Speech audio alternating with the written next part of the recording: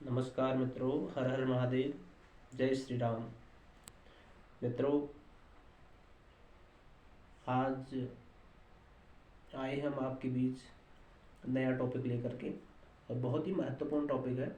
तो बात जो है कि हम लोग जीवन में जो कहते हैं वो करते नहीं हैं, लेकिन हम क्यों नहीं कर पाते हैं, तो इसी का आज का जो हमारा टॉपिक होगा इसी के ऊपर है और बहुत ही महत्वपूर्ण है।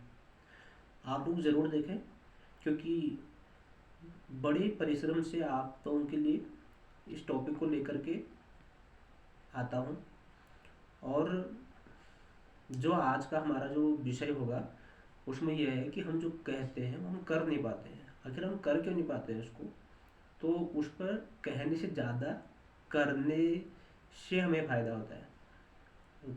कहें ना और करें, तो इसी पर बात आगे हम बढ़ाते हैं कि आखिर हम ऐसा सोचते हैं कि ऐसा हम क्यों नहीं कर पाते। तो आखिर ऐसा हम क्यों नहीं कर पाते हैं, जो कहते हैं हम क्यों नहीं कर पाते हैं, उसी का उत्तर लेकर के आज मैं आप लोगों के बीच नई वीडियो के साथ आया हूँ।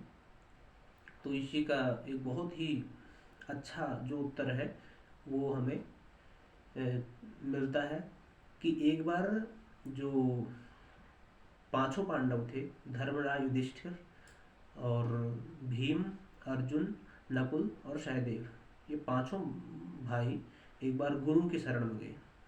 तो गुरु जी के पास गए, तो गुरु जी से जब शिक्षा लेने के लिए गए, तो गुरु ने जो सबसे पहले जो उपदेश दिया, जो ज्ञान दिया, तो गुरु ने कहा कि आप को मैं दो शब्द बता रहा हूँ, तो दो जो शब्द हैं उनको आप पहले याद करो, क्योंकि गुरुकुल में जा करके पहले शिक्षा जो होती है तो उसको याद करके सुनाना होता है।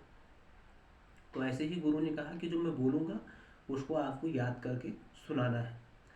तो पांचों भाइयों को गुरु ने दो शब्द बताए, और दो शब्द क्या थे, बहुत ही महत्वपूर्ण है।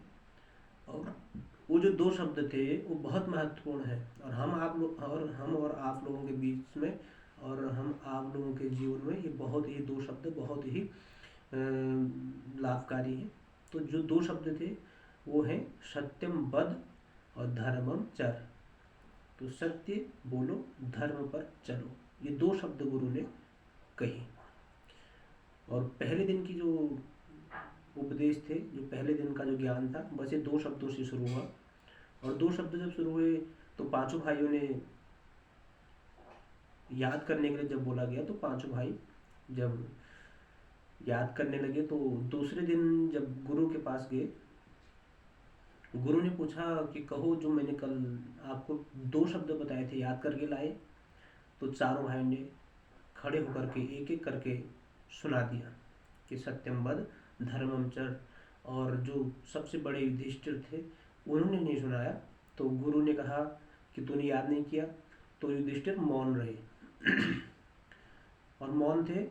तो ऐसे ही एक दिन बीता, दो बीते, तीन बीते, ऐसे ही महीना बीत गया महीने तक जब युधिष्ठिर ने नहीं सुनाया, तो एक गुरु बोल पड़े कि तू मूर्ख है, तेरे शब्द, ये दो शब्द तेरे दिमाग में नहीं बैठे, और तू दो शब्द नहीं सुना पा रहा है, तो तू क्या आगे की विद्या को अर्जित कर पाएगा। तो ऐसे ही गुरु कुछ सुनाने लगे। तो एक महीने के बाद युधिष्ठिर का मौन टूटा था। तो जब मौन खुला, युधिष्ठिर बोले, पहले एक महीने तक नहीं बोले, जब बोले तो जो जवाब युधिष्ठिर ने दिया बहुत चौंकाने वाला है। और युधिष्ठिर ने कहा, गुरुदेव, कि ये दो शब्द याद करने से मतलब नहीं है, इस पर चलने से मतलब है कि सत्यम वद धर्मम चर।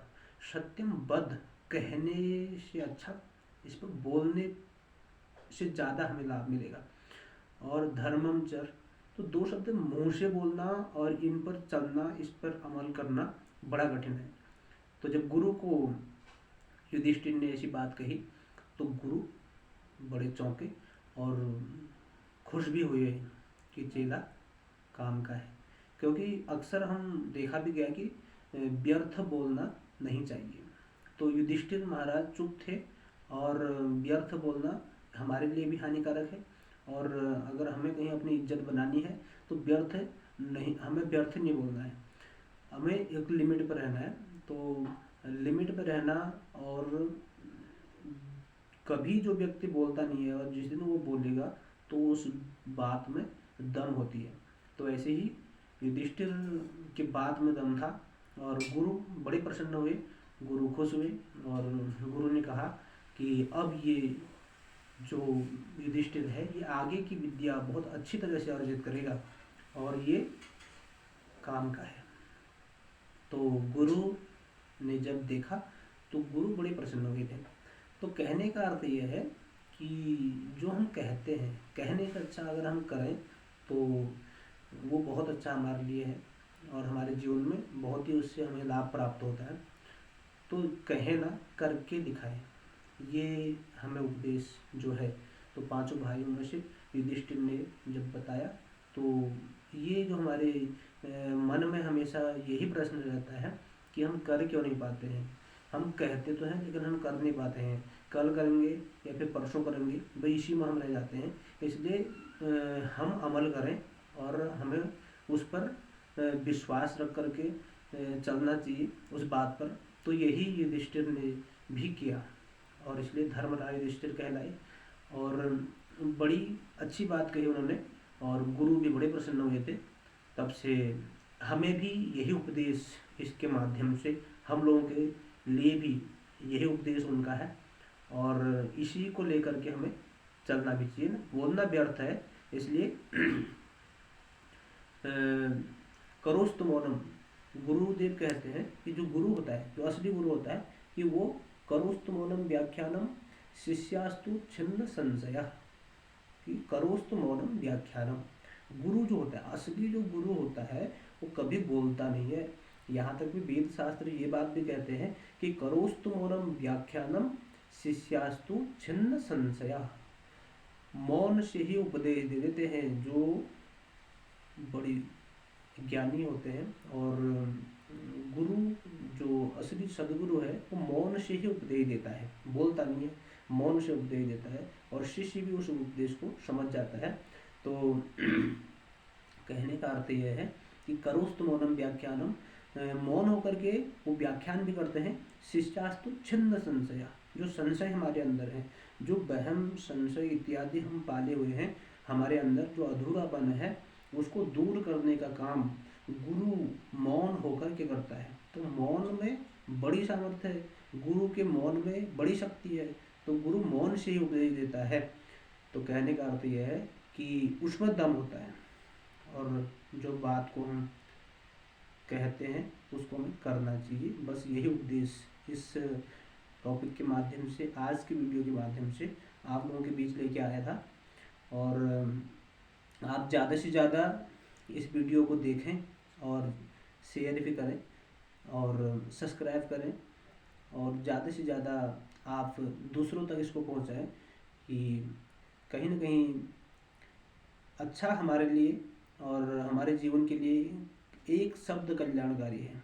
क्योंकि एक शब्द, हमारी एक सोच जो है वो हमारा सारा जीवन बदल देता है।